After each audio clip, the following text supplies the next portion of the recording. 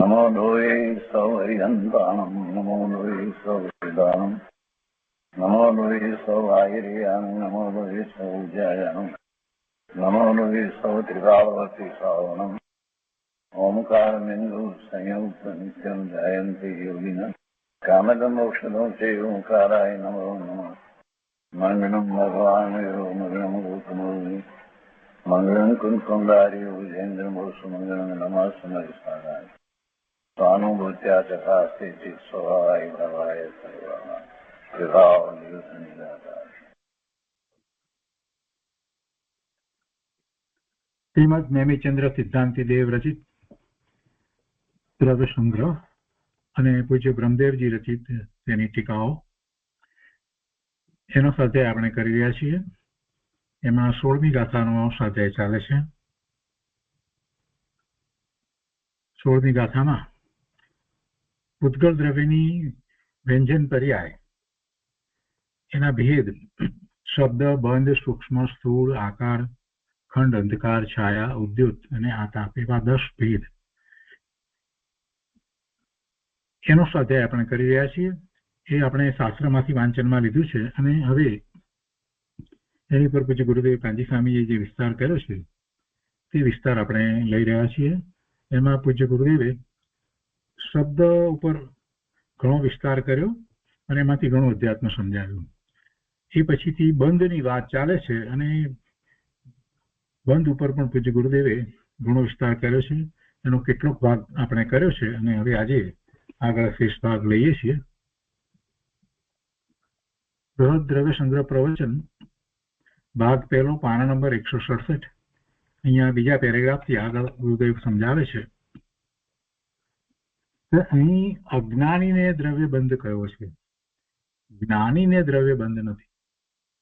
સમયસાર ગાથા 100 ની અંદર જે વાત કરી છે એ પ્રમાણે કહે છે કે જ્ઞાની નવા કર્મોમાં નિમિત્ત નથી, અજ્ઞાની જ નવા કર્મોમાં નિમિત્ત છે. એટલે કે એનું પ્રવર્તન એ રીતે, એટલે જ્ઞાની જીવ સ્વભાવની અધિકતા રૂપે પરિણમતો અબંધ છે, કારણ કે તેને ભેદ જ્ઞાન વર્તે છે. કર્મનો પર્યાય કર્મમાં છે. કર્મના પર્યાયનો વિચાર કરીએ તો કર્મનો પર્યાય કર્મમાં અને મારી પર્યાય મારામાં છે એમ જ્ઞાની સમજે છે. તેથી તે અબદ્ધ સ્પષ્ટપણે તરતો રાગ અને શરીરની એકતાને તોડતો હોવાથી, અબદ્ધ સ્પષ્ટપણે તરતો રાગ અને શરીરની એકતાને તોડતો હોવાથી તેને બંધન નથી. જે બંધાયેલો પણ નથી ને સ્પર્શાયેલો પણ નથી, એટલે અબદ્ધ, સ્પર્શાયેલો પણ નથી. તેવો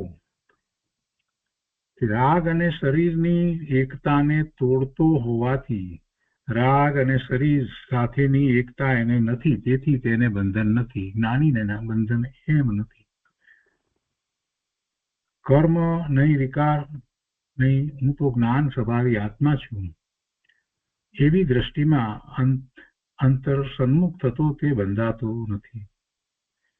વિકાર પણ મારું સ્વરૂપ નથી અને કર્મ પણ મારું સ્વરૂપ નથી. પોતે તો સ્પષ્ટ, શુદ્ધ, પૂર્ણ, પવિત્ર છે. એ કોઈ રીતે બંધાયેલો પણ નથી ને સ્પર્શાયેલો પણ નથી. જે 15મી ગાથાની અંદર વાત કરવામાં આવી છે અબદ્ધ, સ્પષ્ટ વગેરેની, તો એ 5 વાત પ્રમાણે તો એવી શ્રદ્ધા જ્ઞાનીને છે. વળી બીજી વાત એ છે કે અજ્ઞાનીને દ્રવ્યબંધ કયો અને જ્ઞાનીને દ્રવ્યબંધ નથી, તો એમાં એક બીજી વાત પણ સાથે એ છે કે જ્ઞાનીને દ્રવ્યબંધ નથી એમ બિલકુલ એકાંતે વાત નથી કરી, પણ એને અનંતાનુબંધીના બંધ પડતા નથી એ અપેક્ષાથી પણ એ રીતે કહેવામાં આવે છે કે જ્ઞાનીને બંધ નથી અને ભાવ બંધ નથી, તો પછી દ્રવ્યબંધનું તો કરતા એ ક્યાંથી થાય. કોઈક જગ્યાએ શાસ્ત્રમાં એવી પણ વાત કરવામાં આવી છે કે દ્રવ્યબંધ તો જ્ઞાની કે અજ્ઞાની કોઈને નથી, જ્ઞાની કે અજ્ઞાની કોઈને દ્રવ્યબંધ તો નથી, એવી રીતે પણ વાત કરવામાં આવી છે. એમાં દરેક જગ્યાએ અપેક્ષા જુદી જુદી હોય એ રીતે વાત સમજવાની. કેમ કે દ્રવ્યબંધ જે થાય છે તો પૂતગલનો બંધ છે અને એને જીવ કરી શકતો નથી. પણ પછી એ બધા વ્યવહાર નહીંથી કહેવામાં આવ્યા હોય અને કેટલીક વખતે અશુદ્ધ નિશ્ચય નહીંથી પણ એ બધી વાત કરવામાં આવી હોય. ગુરુદેવ અહીંયા કહે છે કે આત્મ સ્વભાવનું ભાન નથી, તેને ભાવબંધ અને દ્રવ્યબંધ બંને છે. મૂળ વાત તો આ જ સમજવાની છે. જેને આત્માનું ભાન નથી, આત્માના સ્વભાવનું ભાન નથી, એટલે પોતાના જ્ઞાન સ્વભાવનું ભાન નથી. બીજાના આત્મ સ્વભાવની કોઈ વાત અહીંયા કરવી નથી. આત્મ સ્વભાવનું ભાન નથી એટલે પોતાના સ્વભાવનું જેને જ્ઞાન ભાન છે એની તો દ્રષ્ટિ સ્વરૂપ તરફ રહે છે, અને જેની સ્વરૂપ તરફ દ્રષ્ટિ હોય એને પછી શુભાશુભ ભાવરૂપ બંધ થતા જ નથી. પોતાના પુરુષાર્થની નબળાઈને કારણે જ્યારે એને પરનું લક્ષ્ય તો શુભ ભાવ વગેરે હોય તો એને બંધ થાય છે, પણ એ રુચિપૂર્વક એ ભાવ પણ એને હોતો નથી. એ પોતાના પુરુષાર્થની નબળાઈને કારણે એવો શુભ ભાવ આવી જાય છે, તો એને કારણે પુણ્યના બંધ પડે છે. પણ એને કઈ એની રુચિ નથી, એટલે જેને આત્મ સ્વભાવનું ભાન છે એવો જ્ઞાની એ ખરેખર અપેક્ષાથી એમ કહેવાય કે એ કોઈ બંધ કરતો જ નથી, એ બંધનો કરતા થતો નથી. જેને આત્મ સ્વભાવનું ભાન વર્તે છે તેને ભાવ બંધ નથી, તેમજ પછી ભાવ બંધ નથી તો દ્રવ્ય બંધ નથી. અને જેને આત્મ સ્વભાવનું ભાન નથી તેને ભાવ બંધ અને દ્રવ્ય બંધ બંને છે. અશુદ્ધ નિશ્ચય નહીંથી રાગાદિ રૂપ પરિણામને ભાવ બંધ કહે છે. જ્યારે રાગ થયો, શુભ ભાવ થયો કે અશુભ ભાવ થયો, એમાં સાથે રહેલો ભાવ જે છે શુભ ભાવ હોય અશુભ ભાવ હોય, મંદ કસાય હોય કે તીવ્ર કસાય હોય, તો એ વખતે જે ભાવ થયો એ જ વખતે એ ભાવ આશ્રવ અને ભાવ બંધ થઈ જાય છે. એટલે કહે છે કે અશુદ્ધ નિશ્ચયનીથી રાગાદિ રૂપ પરિણામને ભાવ બંધ કહે છે. એ એવા પરિણામ થયા એ જ ભાવ બંધ છે.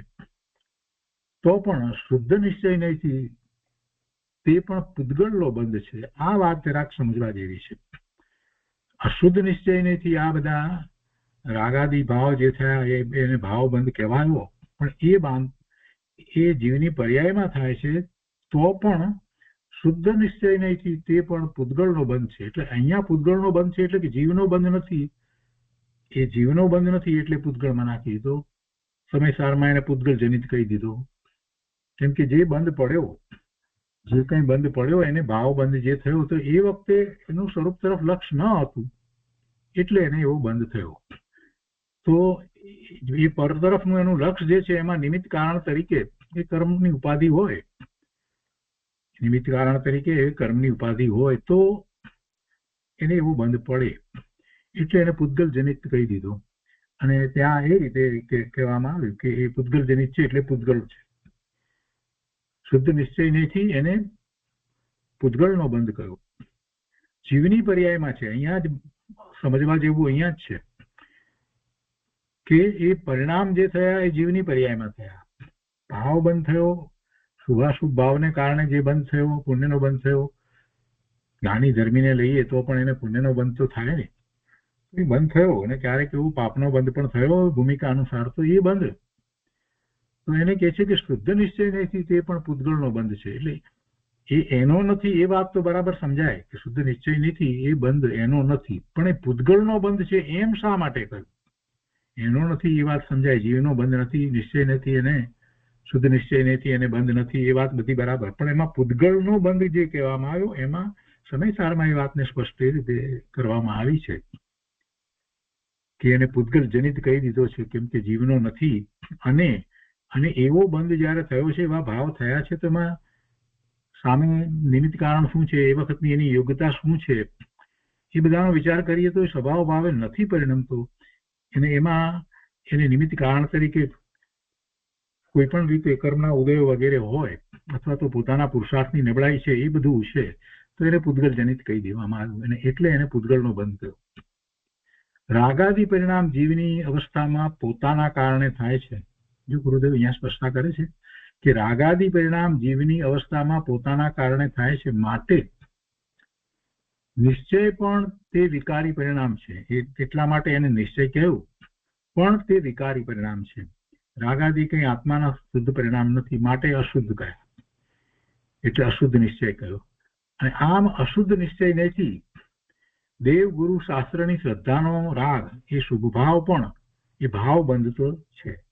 એ તો વાત આપણને સમજાય છે, એ ભાવબંધ છે.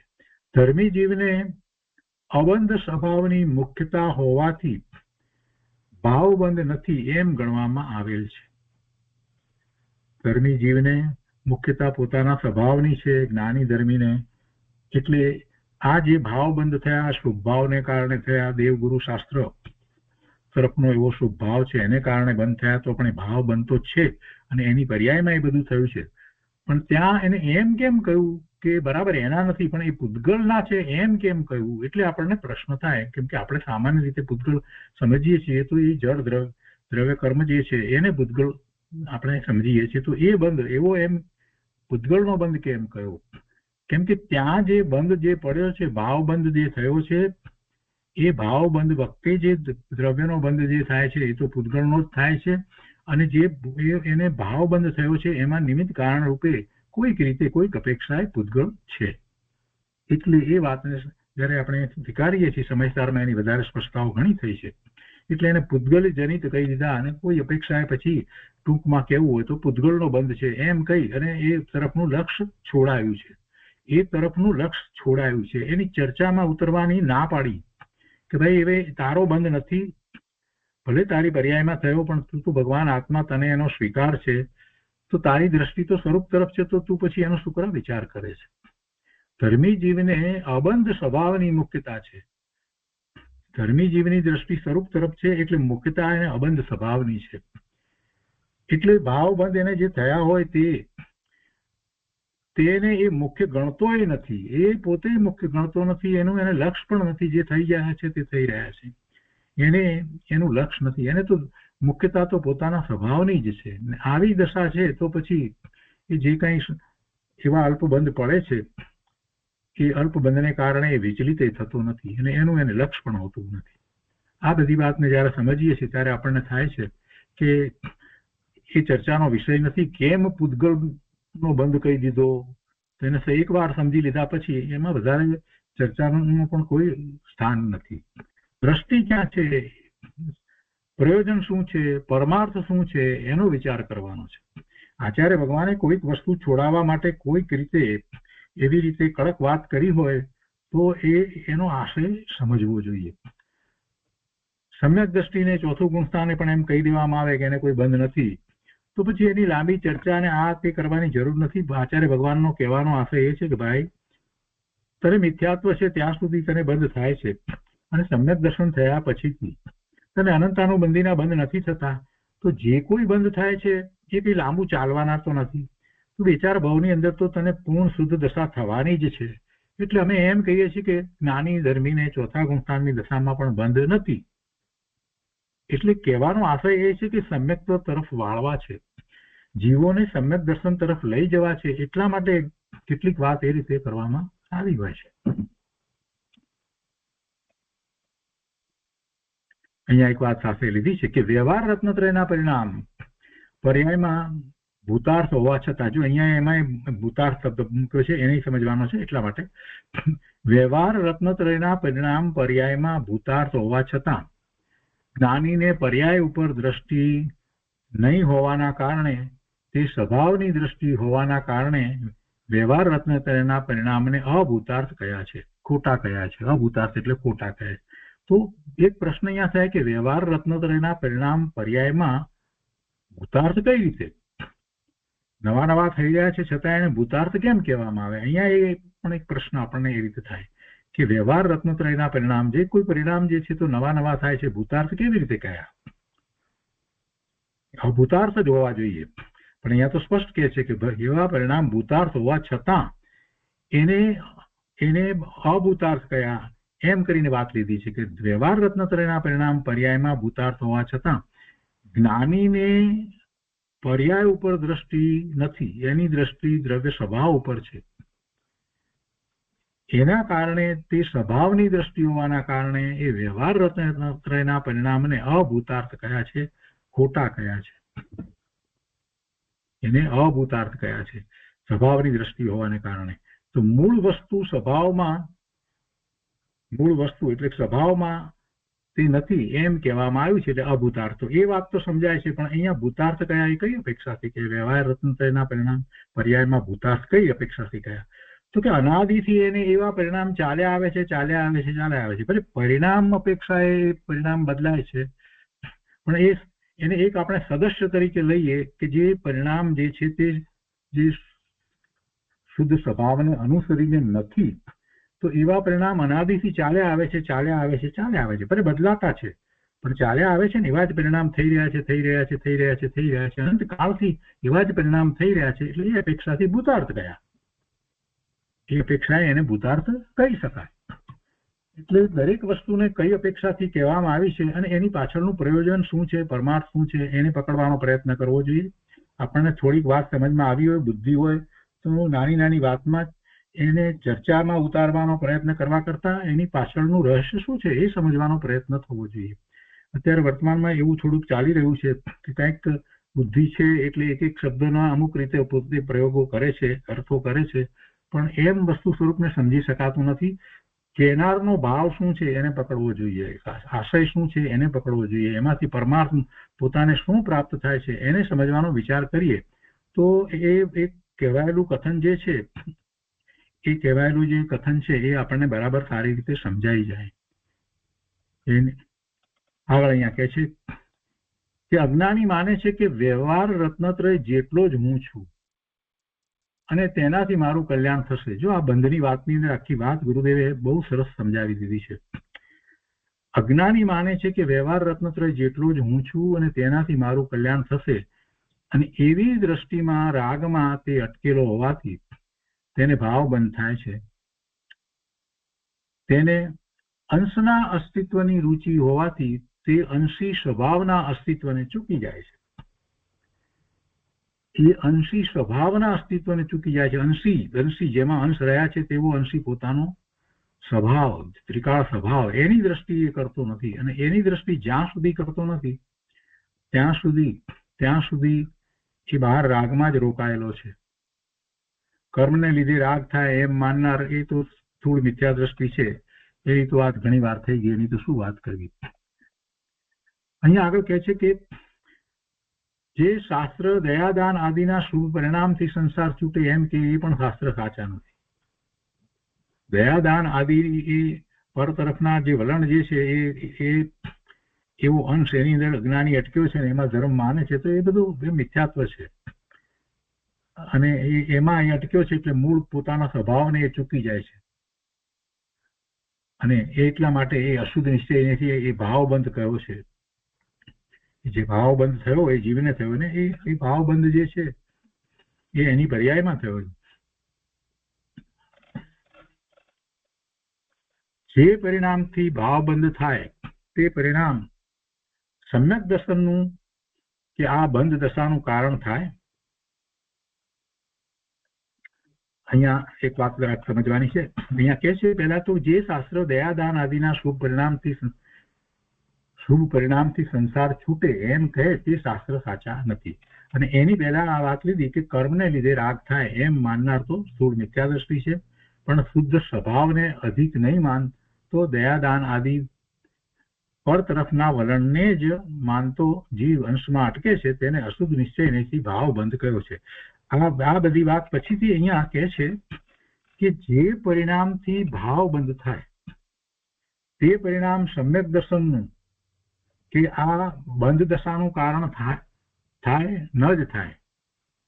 ભાવ બંધ થાય એ બંધ દશાનું કારણ થાય ન જ થાય. એમાં આ બંધ દશાનું નહીં પણ અબંધ દશાનું હોય. અહીંયા સહેજ ફેર છે. જે પરિણામથી ભાવ બંધ થાય તે પરિણામ સમ્યક દર્શનનું કારણ થતું નથી. જે પરિણામ જે છે આવા જેના જેવા પરિણામથી ભાવ બંધ થાય, શુભ એટલે કે શુભ ભાવ અશુભ ભાવના પરિણામ જે છે એનાથી ભાવ બંધ થાય, તો એ શુભ કે અશુભ ભાવ ગમે તેટલો શુભ ભાવ હોય તો પણ એ સમ્યક દર્શનનું કારણ થતું નથી, કે અબંધ દશાનું કારણ થાય નહીં. ગમે તેટલો શુભ ભાવ હોય તો પણ જેનાથી બંધ થાય, ભાવ બંધ થાય, એ અબંધ દશાનું કારણ ન થાય. અહીંયા અબંધ શબ્દ લેવાનો છે આ જગ્યાએ. અહીંયા આગળ કહે છે કે જ્ઞાની સમજે છે કે રાગ અને કર્મની મારા ત્રિકાળી સ્વભાવમાં નાસ્તી છે. જ્ઞાનીની વાત આખી જુદી છે. એ સમજે છે, એને દ્રષ્ટિ સ્વરૂપની થઈ છે, એટલે એ સમજે છે કે રાગ અને કર્મની મારા ત્રિકાળી સ્વભાવમાં નાસ્તિ છે. એ નાસ્તિ ત્રિકાળી સ્વભાવની અંદર છે, પર્યાયમાં નહીં. પર્યાયમાં તો છે, પર્યાયમાં નાસ્તિ છે એમ નથી કહ્યું. ત્રિકાળી સ્વભાવમાં નાસ્તિ એટલે ત્રિકાળી સ્વભાવમાં એ નથી. અને મારા ત્રિકાળી સ્વભાવની રાગ અને કર્મમાં નાસ્તિ છે. મારો ત્રિકાળી સ્વભાવ એ રાગમાં નથી અને કર્મમાં પણ નથી. એટલે બંને ભિન્ન છે. પોતાનો ત્રિકાળી સ્વભાવ અને રાગ એ બંને જુદા છે.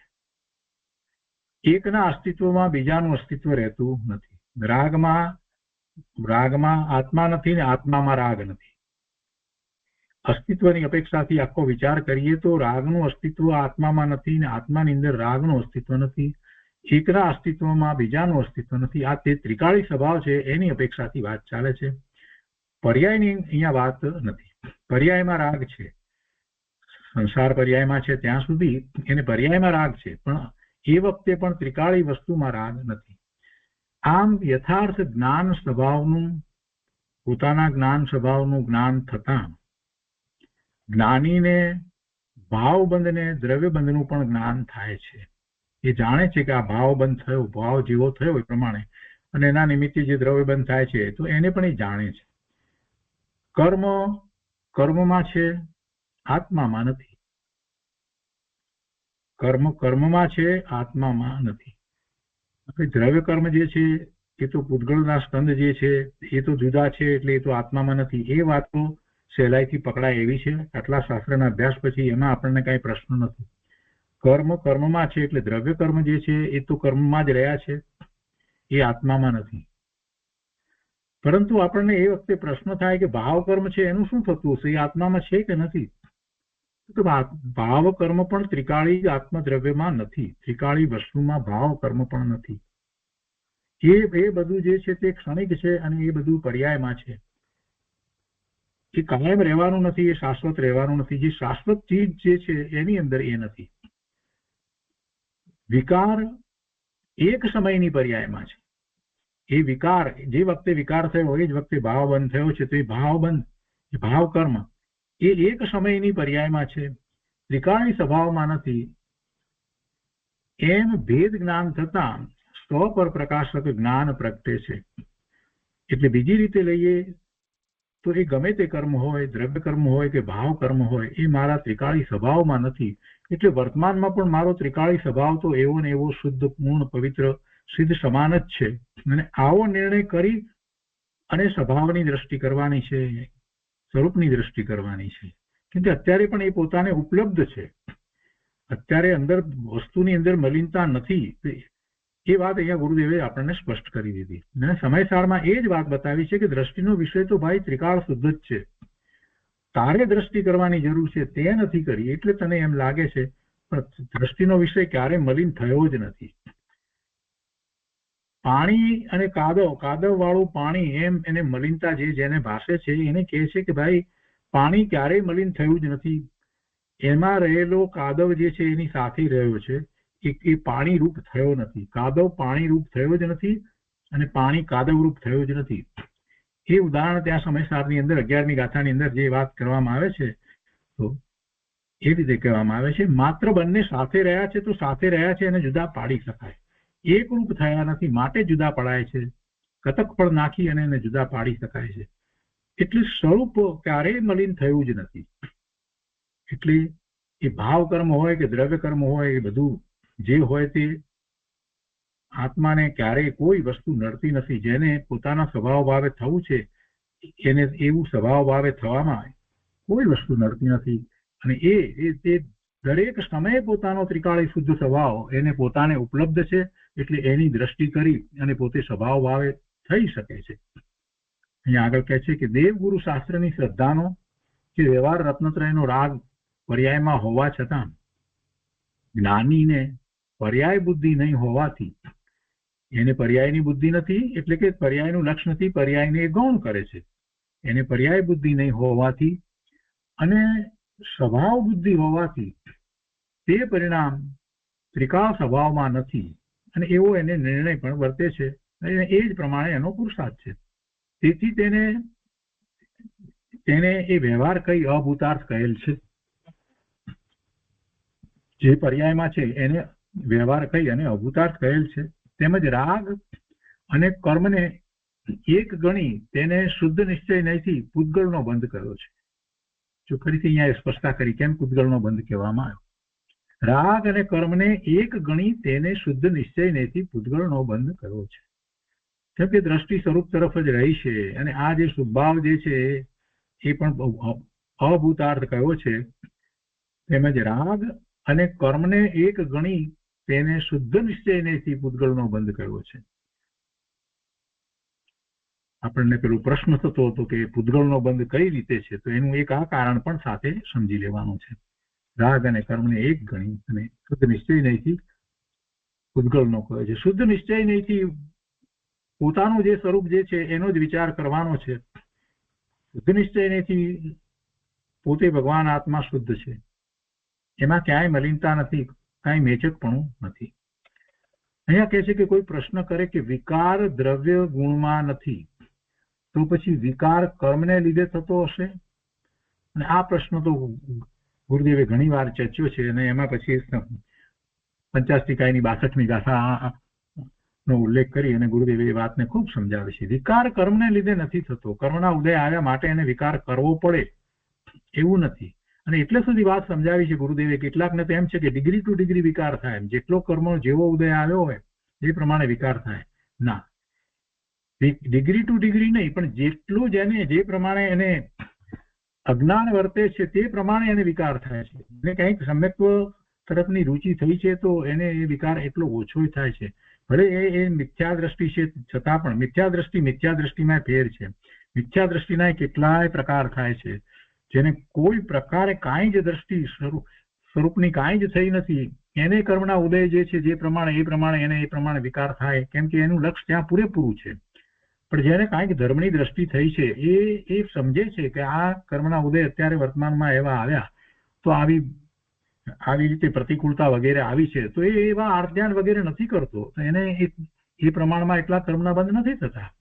અને સમ્યક દ્રષ્ટિની તો વાત જ આખી જુદી છે. એ તો એનાથી પોતે ભિન્ન રહે છે અને એને તો અતિ અલ્પ બંધ થાય છે. અને એમાં સમ્યક દ્રષ્ટિમાં એના લેવલનો વિચાર કરીએ, એની ભૂમિકાનો વિચાર કરીએ તો એવા 7મા 6ઠા ગુણસ્થાનની દશામાં જે છે એને તો કાંઈ બંધ જ પડતો નથી. ગમે તેવા એ પ્રતિકૂળતાના ઉદયો આવ્યા હોય તો પણ એનું એને લક્ષ્ય થતું નથી. એટલે આખી વાત જે છે એને આપણે જે રીતે સમજીએ તો ખ્યાલ આવે કે વસ્તુની અંદર રાગ નથી અને કર્મને કારણે રાગ થાય છે એવું પણ વસ્તુનું સ્વરૂપ નથી. કર્મ રાગ કરાવતો નથી, કર્મ વિકાર કરાવતો નથી, કર્મ વિભાવ ભાવે લઈ જતું નથી. દરેકને માટે એમ જ છે, જીવનો પોતાનો જ દોષ છે. એ વિકાર એની પોતાની પર્યાયમાં થાય છે, એમાં એનો પોતાનો જ દોષ છે. એટલે કર્મને લીધે વિકાર થતો નથી. પ્રશ્ન અહીંયા એ લીધો છે કે વિકાર દ્રવ્ય અને ગુણમાં તો નથી, દ્રવ્યમાં નથી એટલે ગુણમાં નથી, તો પછી વિકાર કર્મને લીધે થતો હશે, કર્મના ઉદય આવે માટે થતો હશે. અને અત્યારે વર્તમાનમાં કેટલાય ઉપદેશકો એવું જ ભણાવે છે કે જેવા કર્મના ઉદય આવ્યા હોય એ પ્રમાણે થાય, પણ વસ્તુ સ્વરૂપે એમ નથી. ગુરુદેવ એનું સમાધાન આપતા અહીંયા કહે છે કે વિકાર કર્મને લીધે નથી, તે આત્માની પર્યાયમાં થાય છે. પણ વિકાર જેટલો જ હું છું એમ સ્વીકારનારની દ્રષ્ટિ ક્યાં જશે? વિકાર કર્મને લીધે નથી એ વાત તો બરાબર સ્પષ્ટ થઈ ગઈ છે આપણને ઘણી રીતે. પણ હજી બીજી વાત ગુરુદેવ અહીંયા આપણને એ કરે છે કે વિકાર જેટલો જ હું છું એમ સ્વીકારનારની દ્રષ્ટિ ક્યાં જશે? હું નાયક છું એવી અંતરદ્રષ્ટિના અભાવને કારણે અને વિકારના અંશને સ્વીકારનાર હોવાથી તે જીવ સ્વભાવને જોશે નહીં, સ્વભાવને બાળશે નહીં, સ્વભાવની દ્રષ્ટિ નહીં કરી શકે, પણ એ સંયોગને જોશે. પોતાને પ્રતિકૂળતાનો સંયોગ છે એમાં જ એ રોકાઈ જશે અને એમ જ એમ કરતો થકો એવા બંધને કરશે. પણ ખરેખર એ કર્મના ઉદયો આવ્યા માટે એને વિકાર થયો એવું તો વસ્તુનું સ્વરૂપ છે નહીં. પણ એ સિવાય બીજી મહત્વની વાત તો એ છે કે એ તરફ લક્ષ કરીને એમાં જ રોકાઈ જશે. એ દોષારોપણ બીજાની ઉપર કયા કરશે કે આને કારણે આમ થયું, આને કારણે આમ થયું, એમાં જ એ રોકાઈ જશે. સંયોગને જ જોશે આ સંયોગ કેમ આવ્યો, મને કેમ આવ્યો, મારો આમાં કાંઈ દોષ ન હતો, મને કેમ, એ પેલાને કારણે થયું, વગેરે વગેરે વગેરે ક્યાંય સુધી એમાં જ રોકાઈ જશે. એટલે પ્રતિકૂળતા વખતે તો ખાસ એમ જ થશે. અને અનુકૂળતાના સંયોગ હશે ત્યારનો જરાક વિચાર કરીએ તો એ વખતે પણ એ શું કરશે? અનુકૂળ સંયોગો હશે ત્યારે એ અભિમાન કરશે કે આ મેં આમ કર્યું માટે આમ થયું, મેં આમ કર્યું માટે આમ થયું. એમ એ અનુકૂળ સંયોગોની અંદર પણ અભિમાનમાં ને અભિમાનમાં એટલે બારમાં ને બારમાં જ રોકાઈ જશે અને એમાં અભિમાનને કારણે એમાં પાપના બંધ કરશે. એટલે એની દ્રષ્ટિ બહાર જ રહેશે. તો એ સ્વભાવ તરફ તો ક્યાંથી જવાનો છે? એ સ્વભાવને જોશે નહીં. ગુરુદેવ કહે છે કે સ્વભાવને ભાળશે નહીં, પોતાનો સ્વભાવ છે એ તરફ તેનું લક્ષ્ય જશે જ નહીં. અને વર્તમાનમાં અનંત કાળથી આપણે આ જ કરતા આવ્યા છીએ અને વર્તમાનમાં આ જ કરી રહ્યા છીએ. જે સંયોગો આવે છે સંયોગોનું જ લક્ષ્ય કરીએ છીએ, અનુકૂળ કે પ્રતિકૂળ સંયોગોનું લક્ષ્ય કરીએ છીએ. એટલે આપણને ક્યાંય સમય જ પ્રાપ્ત નથી થતો કે સ્વરૂપ તરફ વળીએ. એમાંથી ઊંચા જ આવતા નથી. સંયોગો જે છે એમાં એનું લક્ષ્ય કરવામાંથી આપણે બહાર નીકળતા જ નથી. એની જ રુચિમાં પડ્યા છીએ, રુચિપૂર્વક કે અરુચિપૂર્વક, પણ આપણે છેવટે સંયોગોને જ યાદ કરીએ છીએ. ગુરુદેવે એ વાત બહુ અહીંયા મહત્વની મૂકી દીધી કે ભાઈ એ વિકારના અંશને તું સ્વીકારી રહ્યો છે કે આ વિકાર થયો અને એમાં તું રોકાઈ રહીશ તો પછી ક્યારે તું સ્વભાવ તરફ વળીશ?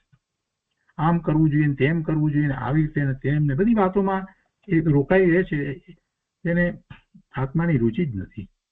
એના ઉદાહરણો કેટલાક આપે છે કે આટલું કરવું જોઈએ, અમોએ આટલા પુણ્ય કર્યા, આટલા કર્મો બાંધ્યા અને તેના આ ફળ મળ્યા. એમ અજ્ઞાનીની રુચિ વિકાર, કર્મ અને સંયોગ ઉપર જાય છે. તેથી તે સંસારમાં રખડે છે. કેમ કે એની દ્રષ્ટિ સ્વરૂપ તરફ જતી નથી, સમ્યક તો પ્રગટ કરતો નથી.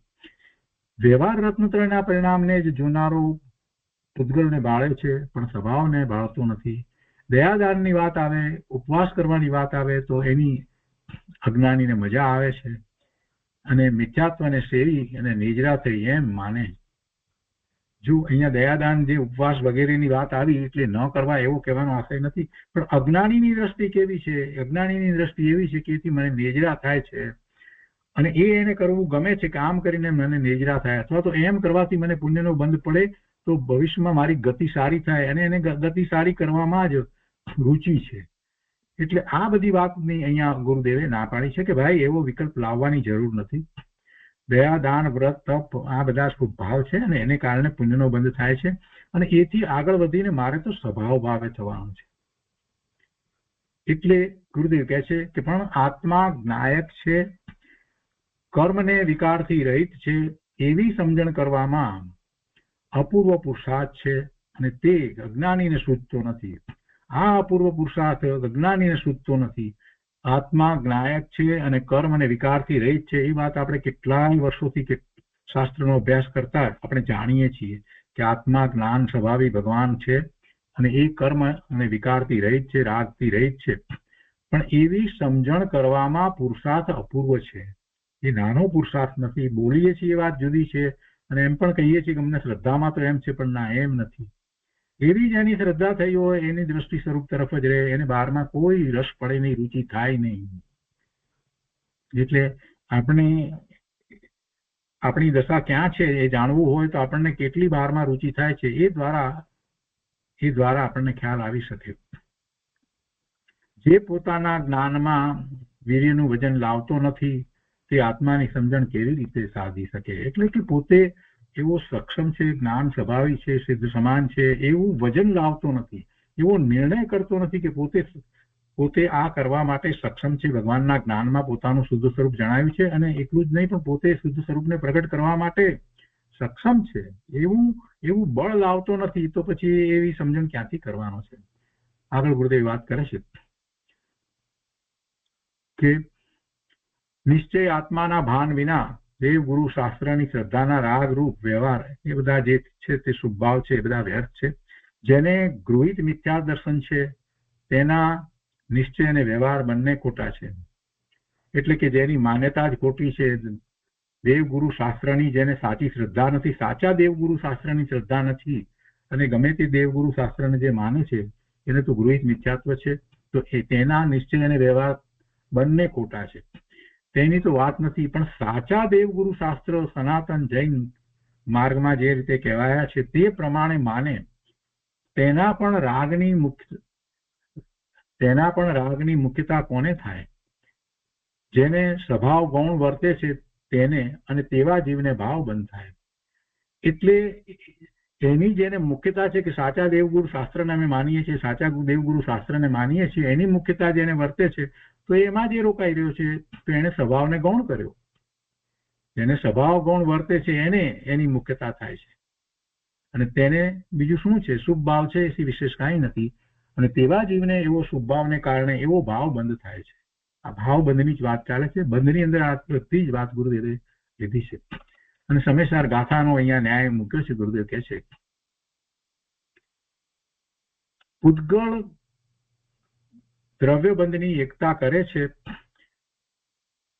પેલો જેને ભાવ બંધ થાય છે તો તે પૂતગળ દ્રવ્યબંધની એકતા કરે છે, એટલે કે એને દ્રવ્યબંધ પણ થાય છે અને એમાં પણ પછી એકતા કરે છે, પણ તેને શુદ્ધ સ્વભાવની સાથે એકતા થતી નથી. અહીંયા આ 11મી ગાથા સમયસારની છે, એનો ન્યાય અહીંયા મૂક્યો છે. એમ કહી અને ગુરુદેવે આ બધી વાત જે છે એને સમર્થન આપ્યું છે કે એમાં જે વાત કહેવામાં આવી છે એ જ વાત છે, અને અહીંયા સહેજ એ વાતને સમજાવી છે. ગુરુદેવ કહે છે કે વ્યવહાર નય અભૂતાર્થ છે. 11મી ગાથામાં એ વાત મૂળ આવી છે ને, અને શુદ્ધ નય ભૂતાર્થ છે. વ્યવહાર નય અભૂતાર્થ છે અને શુદ્ધ નય ભૂતાર્થ છે. અને ભૂતાર્થને આશ્રિત જીવ સમ્યક દ્રષ્ટિ હોય છે. આમાં આ અસાર છે. જે બંધને જાણે છે બંધને કરતો નથી. ખરેખર જોવા જઈએ તો જે બંધને જાણે છે એ બંધને કરતો નથી, બંધને જાણે જ છે. એટલે કે એને બંધ થાય છે એ એને ગૌણ છે, અને બંધને જે જાણે છે એ બંધનો જ્ઞાતા દ્રષ્ટા કહેવાય. બંધ અને આત્માની એકતા બુદ્ધિ વાળો બંધના સ્વરૂપને નહીં જાણી શકે. વિકાર અને કર્મ મારામાં નથી, હું નાયક છું એમ પણ એ નહીં જાણી શકે. પણ બંધનો ખરેખર જ્ઞાતા દ્રષ્ટા જે થઈ જાય છે, બંધને માત્ર જાણે જ છે, એની દ્રષ્ટિ સ્વરૂપ તરફ હોય તો જ એમ બની શકે. જેની દ્રષ્ટિ સ્વરૂપ તરફ છે તે જ માત્ર બંધનો જ્ઞાતા દ્રષ્ટા થઈ શકે છે. નહીતર એ બંધ પણ મારા છે એમ જે દ્રષ્ટિ કરીને રહ્યો છે, એવો જે દ્રષ્ટિ કરીને રહ્યો છે એ ત્યાં અટક્યો છે, એ બંધમાં અટક્યો છે. અને એ પછી હું નાયક છું એવી સ્વભાવ બુદ્ધિ વાળો પોતાને જાણશે નહીં. અને જ્યારે એ પોતે પોતાને સ્વભાવ બુદ્ધિ વાળો જાણતો નથી તો પછી એ બંધને યથાર્થ ક્યાંથી જાણી શકે? એટલે બંધને પણ એ ખરેખર યથાર્થ જાણતો નથી. સ્વભાવ બુદ્ધિ વાળો છે એ બંધને યથાર્થ જાણે, પણ જે સ્વભાવ બુદ્ધિ જેની નથી એ બંધને પણ યથાર્થ જાણતો નથી, બંધના સ્વરૂપને યથાર્થ જાણતો નથી, કર્મને યથાર્થ જાણતો નથી, અને નકામાનો એ બહારમાં ને બહારમાં જ રહ્યો છે. અહીંયા કહે છે કે જ્ઞાની કોઈ પર પદાર્થને કે વિકારને પોતાના માનતો નથી, એનો કરનાર હું છું એમ માનતો નથી. ધર્મી જીવ સમજે છે કે વિકારમાં રહ્યો, વિકારનું ફળ, કર્મ, પૈસો, સંયોગો વગેરે બધું છે, પણ એ બધાનો હું જાણનાર છું, એ મારા જ્ઞાનનું જ્ઞેય માત્ર છે, એ મારું સ્વરૂપ નથી, એવું એને સ્પષ્ટ હોય છે. અને એની રુચિ પણ નથી. શુભ ભાવને કારણે કોઈને બંધાય એની એને રુચિ પણ હોતી નથી. પણ એ બહારમાં જે કંઈ પદાર્થો વગેરે જે છે, રૂપિયા પૈસા આ બધું જે છે તે આત્માના અસ્તિત્વમાં નથી. અને આત્માના અસ્તિત્વ અને એનાથી એ પોતે જ્ઞાની ધર્મી તો જુદું માને છે, પણ જે જીવ રૂપિયા વગેરેને પોતાના માને છે એને તો આત્માના અસ્તિત્વનો સ્વીકાર નથી, આત્માના અસ્તિત્વને જુદું માન્યું નથી, એની દ્રષ્ટિ પણ એ તરફ થઈ નથી. એટલે એ તો મિથ્યા દ્રષ્ટિ છે. ગુરુદેવ એને કહે છે કે જો તારે લીધે હોય તો તારા ખસી જવાથી તે પણ ખસી જવા જોઈએ, પણ તેમ બનતું નથી.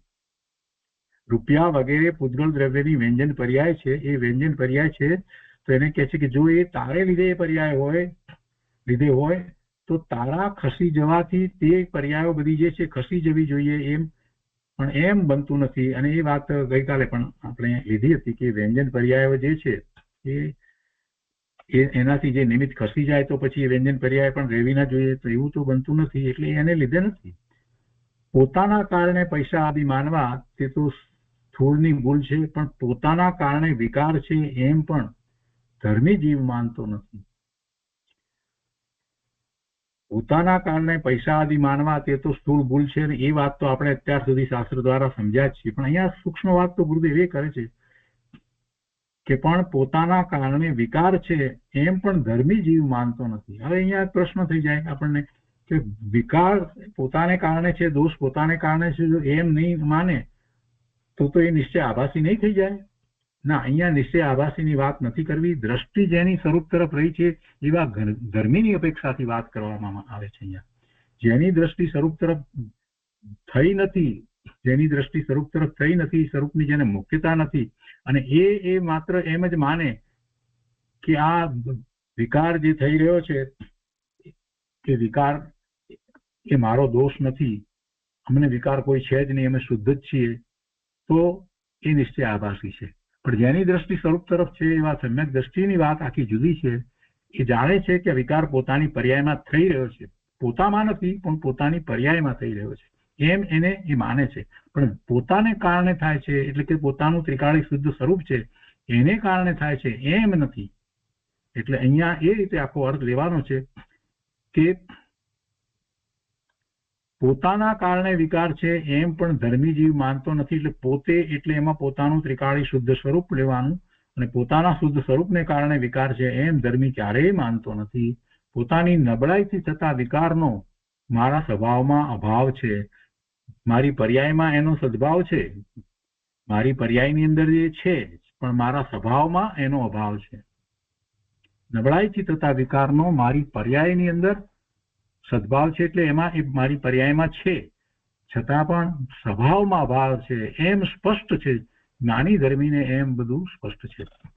ગુરુદેવ એને વિશે આગળ વધારે વાત કરતા કહે છે કે જેને જ્ઞાયકની રુચિ છે, પોતાના જ્ઞાન સ્વભાવની રુચિ છે, તેને નબળાઈથી થતા વિકારને અભૂતાર્થ ગણીને તે ભાવને પૂતગળમાં નાખી દીધો છે. એની દશા જ આખી જુદી છે. એ પછી એને પૂતગળના પરિણામ, પૂતગલજનિત પરિણામ એમ કરી અને એને પૂતગળમાં નાખી દે છે. એના તરફ પછી એની મુખ્યતાથી કોઈ વિચાર એને હોતો નથી. માત્ર એટલું જ એ જાણે છે ધર્મી જ્ઞાની જેને જ્ઞાયકની રુચિ થઈ છે કે આ પોતાને નબળાઈથી થયું છે, પોતાના પુરુષાર્થની નબળાઈને કારણે આ જે કંઈ થયું છે તે બધો વિકાર સ્વભાવ વગેરે જે છે એ બધો અભૂતાર્થ છે, અને એને કારણે જે ભાવબંધ વગેરે થાય અને એને કારણે કોઈક અપેક્ષાએ કંઈક દ્રવ્યબંધ પણ થાય સાથે ને સાથે, કેમ કે જેવો ભાવ થાય છે એ જ વખતે કારણના રજકણો આવે છે. એ બધી વાતનો એને સ્વીકાર છે, તો પણ છતાં પણ એ મારું સ્વરૂપ નથી.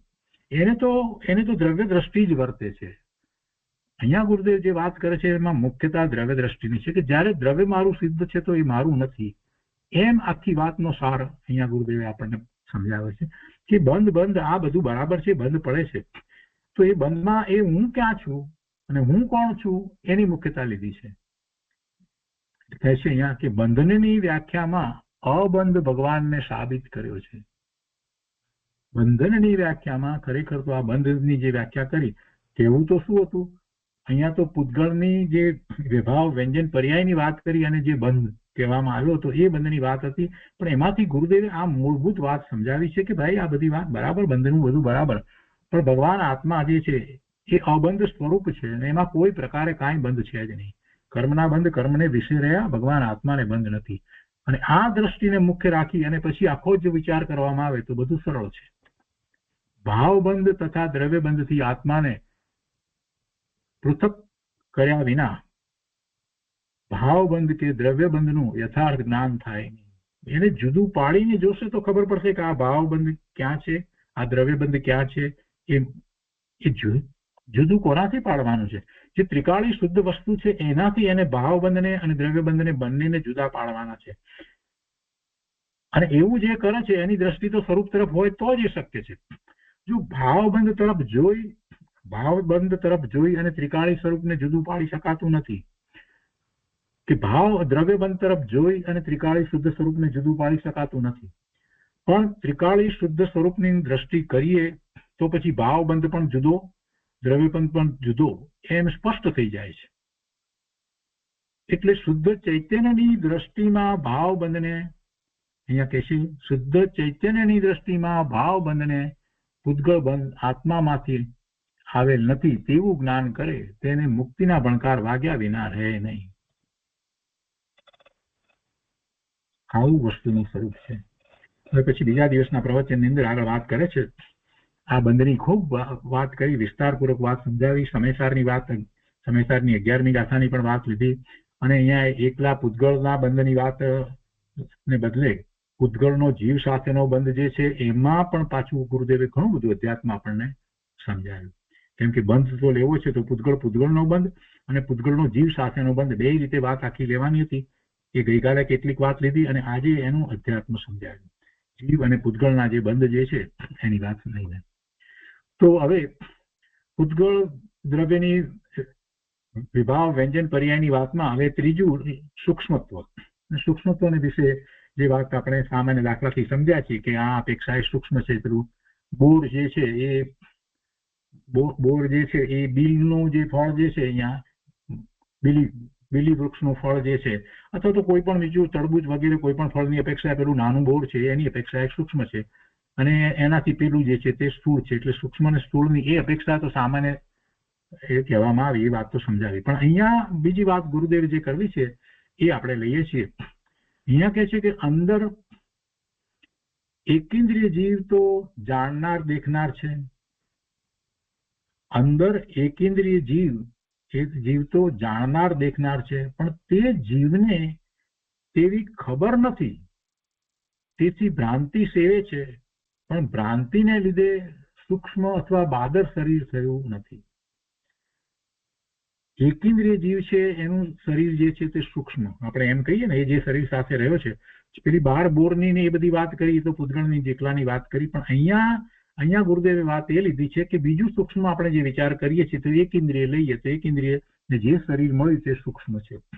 તો એ સૂક્ષ્મ શરીર છે અને એની અપેક્ષાએ પચેન્દ્રિયના શરીરને લઈએ તો આપણે બાદર શરીર કહીએ, એની સાથે સરખાવીએ તો આ સૂક્ષ્મ અને બાદર શરીર બંને શરીર સાથે રહેલો તો ભગવાન આત્મા છે ને.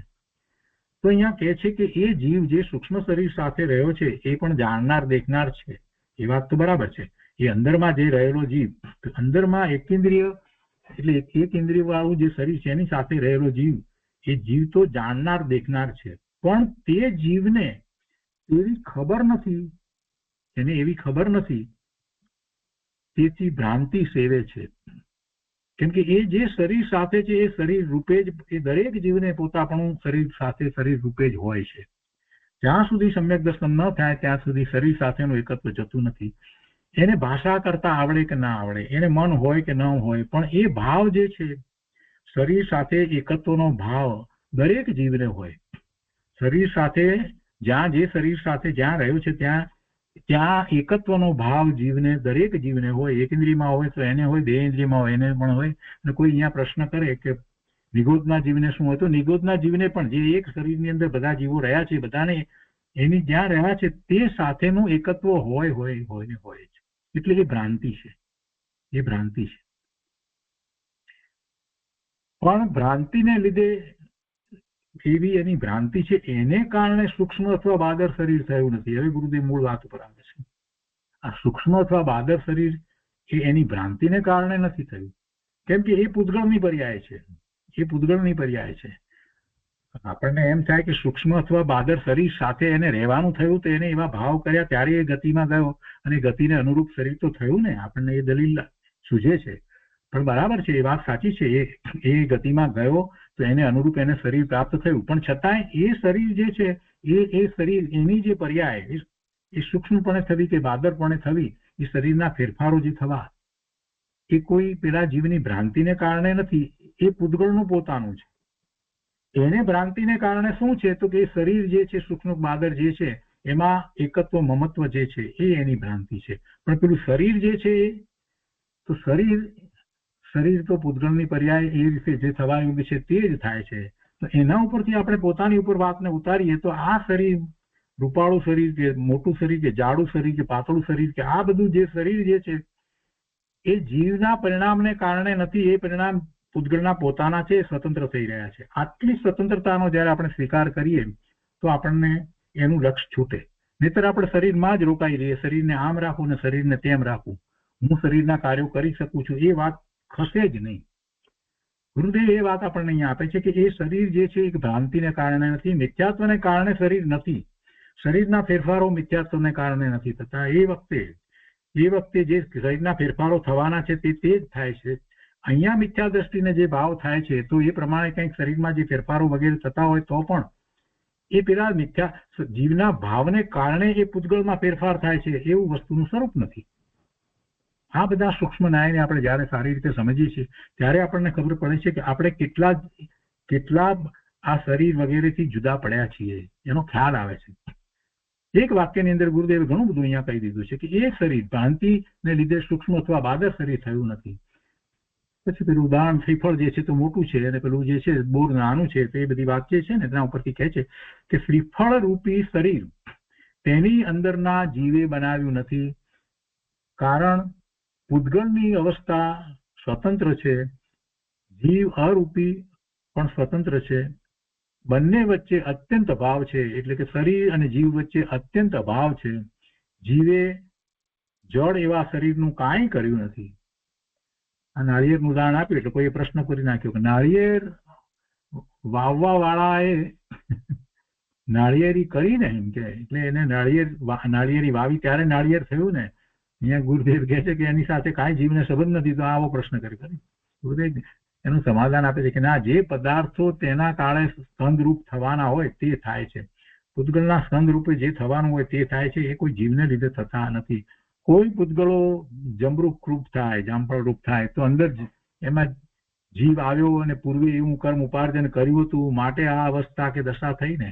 તો કે ના, એમ નથી, એવું નથી. આ આંબાનું ઝાડ થયું તો એમાં એ જીવ આવ્યો તો એને પૂર્વે એવા ભાવ કર્યા હતા તો ત્યાં આવ્યો તો પછી એવું આંબાનું વૃક્ષ આ રીતે થયું ને એની એવી દશા થઈ ને. તો કે ના, એમ નથી. એ પૂતગળના પરિણામ એ આંબા સાથે રહેલો, આંબાના ઝાડ સાથે રહેલો જીવ જે છે એને નથી કર્યા. એ જીવે એના પરિણામ નથી કર્યા. એ એના કર્મને લીધે છે જ નહીં. ગુરુદેવ એમ કે છે કે એના કર્મને લીધે નથી. કેમ કે એ કર્મને લીધે એના પરિણામ જે છે એ જે કાંઈ છે એ એની પર્યાયમાં હોય, પણ એ પૂતગળની પર્યાયમાં હોઈ શકે નહીં. અને આ પૂતગળની વ્યંજન પર્યાયની વાત ચાલે છે. અજ્ઞાની જીવ અભિમાન કરે છે કે હું એની અવસ્થાને કરું. આ અભિમાન છોડાવવા માટે અહીંયા દ્રવ્ય સંગ્રહની અંદર આ વાત લેવામાં આવી છે. આ વ્યંજન પર્યાયની જે આખી વાત લીધી છે એ અભિમાન છોડાવવા માટે લીધી છે. સ્થૂળત્વની વાત પણ એ જ રીતે છે. બોર આદિ ફળોની અપેક્ષાએ બિલ્વ આદિ ફળોમાં સ્થૂળત્વ મોટાપણું છે અને 3 લોકમાં વ્યાપ્ત અચેતન મહાસ્કંદ છે તે સર્વથી સ્થૂળ છે. અનંત પરમાણુનો સ્કંદ હોય એવો મોટો હોય એ સ્થૂળ છે. તો અહીં સ્થૂળનો અર્થ મોટાપણું લેવાનો છે. તો સ્થૂળપણું હોવું તે પૂતગળની વિભાવ વ્યંજન પર્યાય છે અને તે જીવને લીધે નથી. જીવ માત્ર એનો જ્ઞાન કરનારો છે, એનું જાણનાર દેખનાર છે. એના પછીથી સંસ્થાનની વાત લીધી છે. સંસ્થાન એટલે આકારો જે છે તે, સંસ્થાન એટલે આકૃતિ. અને એ નામકર્મની પ્રકૃતિ એ પ્રમાણે છે કે જેને કારણે એવી આકૃતિ શરીરની થાય. જે શરીર જે જીવની સૌથી નજીક જે છે તો એની આકૃતિ જે પ્રમાણે જે થાય છે તેને સંસ્થાન કહેવામાં આવે છે. અને એવી કર્મની પ્રકૃતિઓ હોય છે અને એ પ્રમાણે જીવનો આકાર હોય છે. તો એ વાત અહીંયા જરાક આપણે સમજી લઈએ કે 6 પ્રકારના સંસ્થાન છે. એટલે એવી કર્મની પ્રકૃતિ 6 પ્રકારની હોય છે. તો શરીરની આકૃતિ ઉપર નીચે અને મધ્યમાં સરખી હોય તેને સમચતુરસ સંસ્થાન કહેવામાં આવે છે. બધેથી સરખી હોય, ઉપર નીચે મધ્યમાં બધેથી ક્યાંય બેડોળપણું ન હોય તો એ સમચતુરસ એ કહેવામાં આવે છે. પછી કહે છે કે નીચેના અંગ નાના અને ઉપરના અંગ મોટા હોય તેને ન્યગ્રોધ કહે છે. એટલે ન્યગ્રોધ એવી કર્મની પ્રકૃતિ છે, શરીર કર્મની પ્રકૃતિ એવું સંસ્થાન છે. ન્યગ્રોધ સંસ્કાન કહેવામાં આવે છે. જેમાં નીચેના અંગ નાના એ ન્યગ્રોધ છે અને ઉપરના અંગ મોટા. અને એનાથી ઊંધું નીચેના અંગ મોટા અને ઉપરના અંગ પાતળા હોય તેને સ્વાતિક સંસ્થાન કહે છે. અને પછી એના પછીનું સંસ્થાન છે કુબડું શરીર હોય તેને કુબ્જક સંસ્થાન કહે છે. અને ઠીંગણું શરીર હોય તો એને વામન સંસ્થાન કહે છે. અને જેના અંગ ઉપાંગ ખાસ બેડોળ આકારના ન હોય તેને હુંડક સંસ્થાન કહે છે. તો આ 6 પ્રકારના સંસ્થાનના ભેદો વ્યવહાર નથી જીવના કહેવાય છે, પણ એ ખરેખર જીવના નથી. જીવના એ નથી. જીવને એ શરીર પોતાનું લાગે છે, એકત્વ છે, તો એને એમ લાગે છે કે આ મારી આવી દશા છે, અથવા તો એ મારું આવું શરીર છે, હું આવો કુબડો છું કે હું આવો વામન છું. એ જીવને મિથ્યાત્વ સહિત એને એમ લાગે છે. વાસ્તવમાં એ જીવના નથી. જીવ જો એ શરીરથી જુદો પડી ગયો છે તો એને કોઈ સંસ્થાન છે જ નહીં. ભગવાન આત્માને ક્યાં કોઈ સંસ્થાન છે? ગુરુદેવ એ વાત કરે છે કે આ 6 પ્રકારના સંસ્થાનના ભેદો વ્યવહારથી જીવના કહેવાય છે, તો પણ આત્મા તો સંસ્થાનથી શૂન્ય છે. આત્મામાં કોઈ સંસ્થાન નથી. આત્માને કોઈ એવા આકાર હોતા નથી. ચૈતન્ય ચમત્કાર પરિણામ વાળો છે અને તે સંસ્થાનથી આત્મા જુદો છે. બરાબર છે કે જે વખતે એ શરીર સાથે છે ત્યારે એનો આકાર એવો થઈને રહે છે, પણ એ શરીરને કારણે નહીં. એ વખતની જીવની એવી યોગ્યતા છે. કુબડું શરીર છે તો કુબડું શરીર પ્રમાણે એ આત્માનો આકાર થઈને રહેવો એ જીવની પોતાની યોગ્યતા છે. એ કંઈક કુબડા શરીરને માટે એમાં એડજસ્ટ થવા માટે આત્મા એવા આકાર થાય છે એવું વસ્તુનું સ્વરૂપ નથી. આ ભિન્નતાને સમજવાની જરૂર છે. આ સ્વતંત્રતાને સમજવાની જરૂર છે કે કુબડું શરીર છે માટે હવે જીવ તો ત્યાં હશે તો કુબડા આકારે જ હશે ને, એમ ઊંધું પકડવાને બદલે એમ સમજવાનું છે કે જીવની એવી યોગ્યતા છે તો સામે એવું શરીર છે. જીવની એવી યોગ્યતા છે તો સામે કુબડું શરીર છે. જીવની એવી વામન આકૃતિ રૂપે એવી યોગ્યતા એની છે તો એમાં સામે વામન રૂપે એનું એ શરીર છે. એમ વસ્તુને લેવાની છે. એટલે બંને ભિન્ન છે, બંને જુદું છે, બંનેને નિમિત્ત નૈમિત્તિક સંબંધ છે. એ સિવાય બીજું કાંઈ નથી. કોઈ કોઈના કારણે નથી. કોઈ કોઈના કારણે નથી. કહે છે કે તેથી નિશ્ચયથી તો તે બધા આકારો પૂતગળના પર્યાયના ભેદો છે. જુદા જુદા શરીરના આકારો કોઈએ બનાવ્યા નથી. કોઈ બ્રહ્માએ બનાવ્યા છે એવી તો કોઈ વાત નથી, કે કોઈ વિધાતાએ કર્યા છે એવી પણ કોઈ વાત નથી. પણ જોડે રહેલા આત્માએ તેની સૃષ્ટિ કરી નથી. આત્માએ પણ એ બનાવ્યા નથી. આત્માને કારણે આકાર છે એમ પણ નથી. પૂતગળની સૃષ્ટિ એટલે કે બનવું એ પૂતગળથી થાય છે. પૂતગળની રચના પૂતગળથી થાય છે. આકાર પૂતગળથી જ થાય છે, જીવથી થતા નથી. તો અહીંયા એક પ્રશ્ન કર્યો કે જીવ ન હોય તો એવા આકારો અધરો અધર થતા નથી. અધરો અધર અહીંયા આવે એટલે ઉપરથી તો કાંઈ થઈ જતા નથી. જીવ ન હોય તો પછી એવા આકારો ક્યાં થાય છે? એમ જીવ છે તો એવા શરીરના આકાર થાય છે ને. તો એનું સમાધાન આપતા ગુરુદેવ કહે છે કે જીવ નિમિત્ત માત્ર છે. જીવ નિમિત્ત માત્ર છે. એ વખતે એવા પૂતગળ પરમાણુ શરીર રૂપે થઈ અને એવા આકાર રૂપે થવું એમ જ હતું. વસ્તુનું સ્વરૂપ જ એવું હતું. તો એમ થાય છે. જીવ નિમિત્ત માત્ર છે, તેથી વ્યવહારથી તેના બોલાય છે. પણ જીવ છે માટે જુદા જુદા આકાર થાય છે એમ નથી. કોઈ જાડા ને પાતળા ને ઠીંગણા ને એ બધી પૂતગળ ની સમય સમયની યોગ્યતા મુજબ એ થાય છે, પણ એ કાંઈ જીવ કરે છે, જીવને કારણે થાય છે એમ નથી.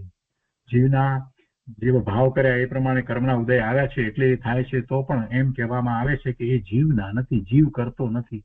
એ કર્મના કારણે જે થાય છે તો નવું કર્મ એને કારણે જે થાય છે તો એ આકારો એ પૂતગળની રચના છે. નવું કર્મ આખું પૂતગળ જ છે. એ પૂતગળ છે. છતાંય ઘણાને એમ થાય પણ જીવે એવા ભાવ કર્યા હશે ત્યારે થતા હશે ને એમ થાય. પણ જીવે જે ભાવ કર્યા છે તો એ પ્રમાણે જીવના પ્રદેશોનો એવો આકાર થાય. એ જીવમાં થાય છે. ત્યારે એ વખતે સાથે પેલું શરીર જે છે એનો આકાર જે થાય છે તે સ્વતંત્રપણે થાય છે. એ વાતને જો સમજવામાં આવે તો જ પૂતગળથી પોતે જુદો ભિન્ન છે એવી સ્વતંત્રતા સમજાય, અને તો જ શરીરથી પોતે જુદો ભિન્ન છે એ વાત એનો ખ્યાલમાં આવે, અને તો જ એ શરીરનું લક્ષ છોડી અને સ્વ તરફ વળી શકે. નહીતર એમાં જે જીવ રોકાયેલો રહેશે એવી વાતમાં જે રોકાયેલો રહેશે. અને અત્યારે ઉપદેશકો આવી બધી જ વાત કરે છે કે એવા કર્મ બાંધ્યા એને કારણે આ શરીર મળ્યું ને જીવ એવો છે, એટલે જીવ વિચારો ત્યાં ને ત્યાં જ રોકાઈ રહે છે. બહારમાં ને બહારમાં જ રોકાઈ રહે છે. કર્મો અને કર્મમાં રોકાઈ રહે છે. એનું સ્વનું લક્ષ થતું નથી. સ્વરૂપનું ભાન જ્ઞાન થતું નથી. ગુરુદેવ અહીંયા કહે છે કે આત્મા તો સંસ્થાન શૂન્ય છે. એને કોઈ સંસ્થાન નથી, આકાર નથી. ચૈતન્ય ચમત્કાર માત્ર છે. આત્મા તો ચૈતન્ય ચમત્કાર માત્ર છે. અહીં જીવના રાગ દ્વેષ પણ લીધા નથી. જીવને સંસ્થાનથી ભિન્ન, રાગ દ્વેષથી ભિન્ન, માત્ર જાણવા દેખવાના પરિણામ વાળો કયો છે. માટે જળનું અભિમાન છોડ અને ચૈતન્ય ચમત્કારની પ્રતીતિ કર એમ કહેવાનો સાર છે. આ વાત કેવી છે. હવે જીવના નિમિત્તપણા વિનાના આકારોની વાત કરે છે. એ જીવના નિમિત્તપણાના વિનાના આકારો એટલે કે જેમાં જીવ નથી એ સિવાય બીજા બધા આકારો જે છે, ત્રિકોણ, ગોળ, ચોરસ, બધા પદાર્થોના જે બધા જે આકાર જે છે, એવો માનસ્તંભનો આકાર કે ઘરનો આકાર કે મંદિરનો આકાર કે બધા જે કંઈ આકારો જે છે એ બધા પરને કારણે નથી. તે આકારોનો તેમજ રાગાદી પરિણામોનો જીવ જાણનાર માત્ર છે. જીવ એને કરતો નથી. મંદિર આવું બનાવે કે આ સોની અમુક પ્રકારના આકારો એ ઘડે કે આ બધું, તો એ કંઈ કોઈ કરતું નથી. એ આકારો જે છે એ જેની સાથે સીધો જીવ નથી, તો એ બધા આકારોમાં પણ જીવનું કાંઈ કરતા પણ વગેરે નથી. જીવ તો એનો જાણનાર જ છે. તો આ સંસ્થાનની વાત લીધી. હવે આગળ ભેદની વાત છે તે આપણે આવતા સ્વાધ્યાયમાં લઈશું. આજનો સ્વાધ્યાય અહીંયા સુધી રાખીએ છીએ.